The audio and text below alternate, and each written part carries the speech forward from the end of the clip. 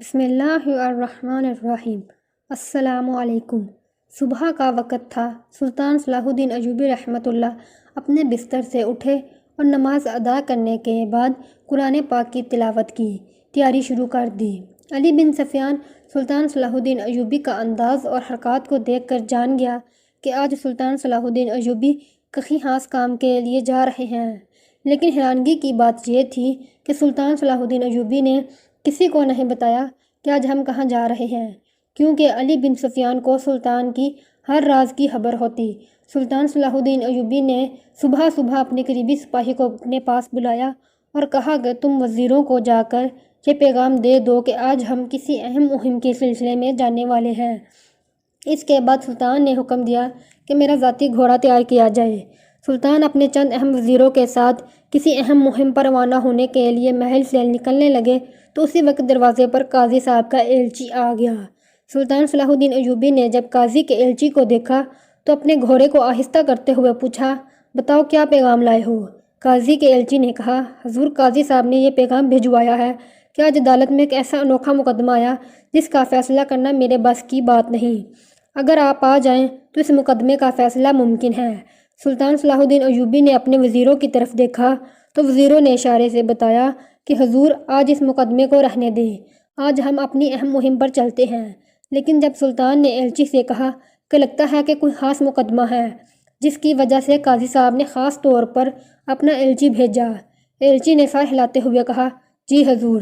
سلطان صلاح الدین ایوبی نے اپنے وزیروں کو ساتھ لیا اور عدالت میں پہنچ گیا۔ جب سلطان صلاح الدین ایوبی عدالت میں پہنچے تو ہر طرف ہجوم ہی ہجوم تھا۔ تمام لوگ سلطان صلاح الدین ایوبی کا انتظار کر رہے تھے اور قاضی صاحب سلطان صلاح الدین ایوبی کے انتظار میں بیٹھا ہوا تھا۔ قاضی نے سلطان صلاح الدین ایوبی کو خوش آمدید کہا اور اپنی نشست سلطان کے لیے چھوڑ دی۔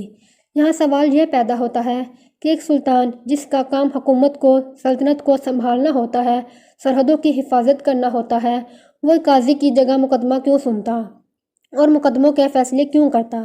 یہ روایت سلطان نور الدین زنگی رحمۃ اللہ سے نکلی تھی کہ سلطان صلاح الدین ایوبی نے بھی سلطان نور الدین زنگی کی طرح معمول بنا رکھا تھا کہ جنگ کے علاوہ سلطان صلاح الدین ایوبی کھلی کچہری میں ہفتے کے 2 سے 3 دن قاضی صاحب کے ساتھ بیٹھ کر ہر آنے والے کا مقدمہ سنتے اور انصاف سے فیصلے کرتے۔ جب سلطان عدالت میں موجود ہوتا تو عدالت کے دروازے پر کوئی بھی محافظ نہیں ہوتا، کیونکہ سلطان کا حکم تھا کہ میرے ہوتے ہوئے عدالت میں آنے کے لیے کسی کو اجازت کی ضرورت نہیں۔ سلطان صلاح الدین ایوبی قاضی صاحب کی نشست پر بیٹھ گئے۔ آپ کے دائیں جانب قاضی صاحب بیٹھا تھا اور ساتھ میں سارے وزیر بیٹھ گئے۔ اب سلطان نے حکم دیا کہ مدعی کو پیش کیا جائے۔ جب مدعی پیش ہوا تو مدعی کو دیکھ کر سلطان صلاح الدین ایوبی بڑا پریشان ہوا، کیونکہ وہ ایک بوڑھا خستہ حال بزرگ تھا۔ اس کے ساتھ ایک نوجوان حسین و جمیل لڑکی تھی۔ سلطان نے پوچھا کہ اس بوڑھے کا کیا مقدمہ ہے؟ تو قاضی صاحب نے کہا، حضور اب آپ ہی اس بوڑھے کے مقدمے کو سن لیں، کیونکہ میں پہلے اس بوڑھے کی بات سن کر میرا دل تڑپ اٹھا ہے۔ سلطان صلاح الدین ایوبی اس بزرگ سے مخاطب ہوا اور کہا، بتاؤ بابا جی، تمہارا کیا مسئلہ ہے جس کے لیے تم نے قاضی صاحب کو مجبور کر دیا اور جس کے لیے میں نے اپنا سب سے اہم کام چھوڑ کر عدالت میں چلا آیا؟ وہ بوڑھا بزرگ اسی وقت گھٹنوں کے بل زمین پر بیٹھ کر رونے لگا اور کہا، سلطان معظم، میں ایک لوہار ہوں، سارا دن دکان میں اتنی گرمی میں آگ پر بیٹھ کر کام کرتا ہوں۔ میری ایک نوجوان حسین و جمیل بیٹی ہے جس کا میں جہیز کا سامان اکٹھا کر رہا ہوں اور اسی دکان سے ہماری روزی روٹی چل رہی ہے۔ سلطان نے کہا، آگے بتاؤ، تمہارے ساتھ کیا زیادتی ہوئی؟ اس نے کہا، سلطان معظم، کل صبح میں اپنی بیٹی کو معمول کی طرح اپنی جھونپڑی میں چھوڑ کر اپنے کام کی طرف چلا گیا۔ دوپہر کا وقت تھا کہ ایک گاؤں کا آدمی میرے پاس بھاگتا ہوا آیا اور کہا، تمہاری جھونپڑی سے تمہاری بیٹی کی چیخنے کی آواز آ رہی ہے۔ میں دوڑتا ہوا اسی وقت اپنی جھونپڑی میں پہنچا تو دیکھا کہ میری بیٹی کے سارے کپڑے پھٹے ہوئے تھے اور رو رو کر اس نے اپنا برا حال کر دیا تھا۔ سلطان نے کہا کہ تم رہتے کہاں ہو؟ تمہاری دکان کس بازار میں ہے؟ تمہارے گاؤں کا نام کیا ہے؟ مجھے ذرا تفصیل سے بتاؤ۔ اس نے کہا، حضور، ہمارے گاؤں کا نام علی جگ ہے اور ہمارا گاؤں یہاں سے تقریباً 50 میل کے فاصلے پر موجود ہے اور اس گاؤں سے تقریباً 1 میل کے فاصلے پر ایک چھوٹا سا بازار ہے جس میں لوہار کا کام کرتا ہوں، اور جب میں اپنی جھونپڑی میں پہنچا تو دیکھا کہ میری بیٹی نے رو رو کر برا حال کر دیا۔ میں نے اپنی بیٹی سے پوچھا تو اس نے بتایا کہ بابا جی آج دوپہر کے وقت 3 آدمی جنہوں نے اپنے منہ پر نقاب اوڑھا ہوا تھا جھونپڑی میں داخل ہوئے اور میرے ساتھ زیادتی کرنے لگے۔ میں چیختی رہی، چلاتی رہی، لیکن کسی نے بھی میری مدد نہیں کی۔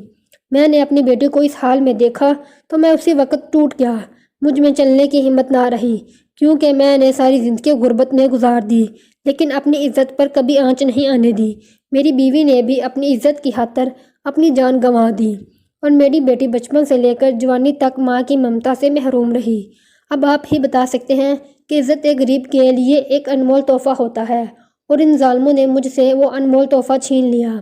اب آپ ہی ہمیں انصاف دلائیے۔ سلطان نے کہا کہ جب تمہاری بیٹی کے ساتھ زیادتی ہو رہی تھی تو تب گاؤں والے کہاں تھے؟ اس بزرگ نے کہا تمام گاؤں والے اپنے کاموں میں مصروف تھے، لیکن کوئی بھی میری بیٹی کو بچانے کے لیے نہیں آیا، کیونکہ گاؤں والوں نے سوچا کہ غریب آدمی کی بیٹی کی وجہ سے ہم اپنی جان کو خطرے میں کیوں ڈالیں، اور ہمارے گاؤں کے 500 آدمیوں نے 3 آدمیوں کے ساتھ مقابلہ نہیں کیا اور میری بیٹی کی عزت کو لٹنے دیا۔ یہ سن کر سلطان کا سر جھک گیا، اور پھر سلطان نے کہا کہ ایک بات میری سمجھ میں نہیں آ رہی کہ تم اپنا مقدمہ لے کر اپنے گاؤں کے سرپنچ یا قاضی صاحب کے پاس کیوں نہیں گئے؟